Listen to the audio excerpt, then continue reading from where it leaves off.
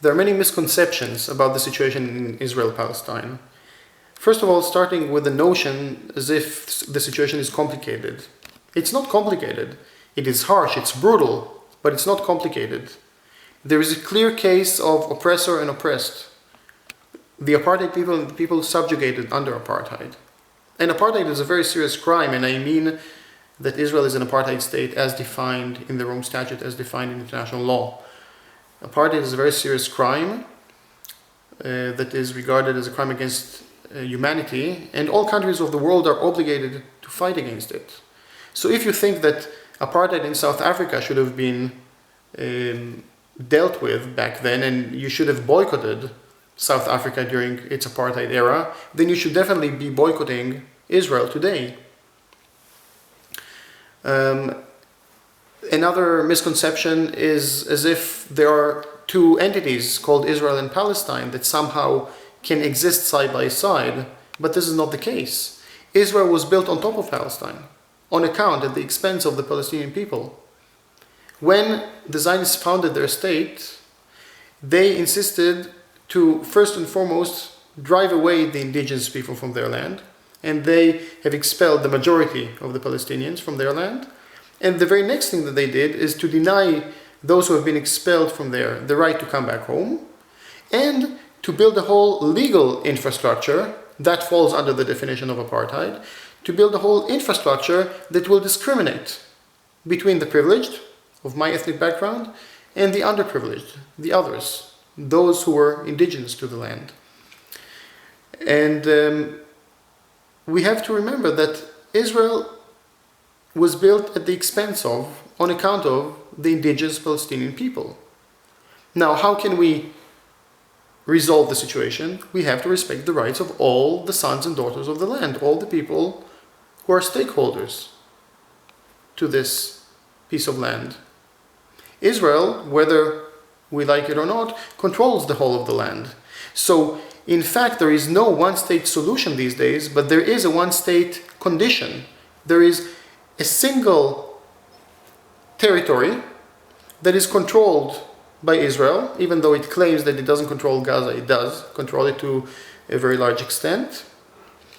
And it is being controlled in a very, very unequal way, where different people from different ethnicities get different sets of rights or lack of rights. Even people who live in proximity to each other have very different rights. For example, in Hebron, or basically in any other place in the West Bank.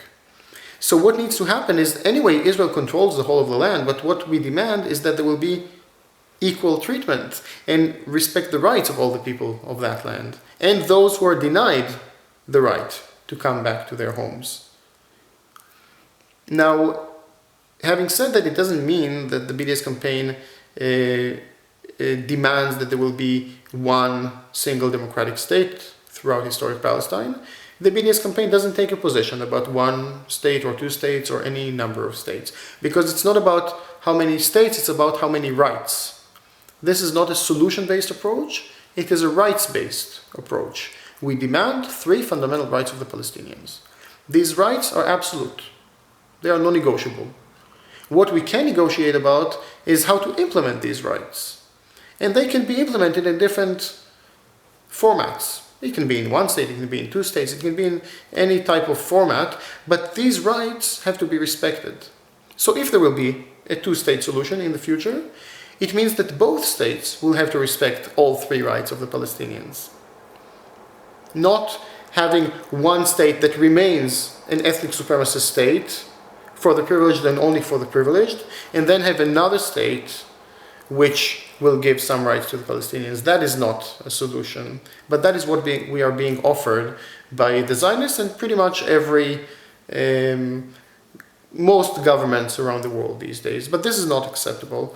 What needs to happen is to respect the rights of all the people of that land.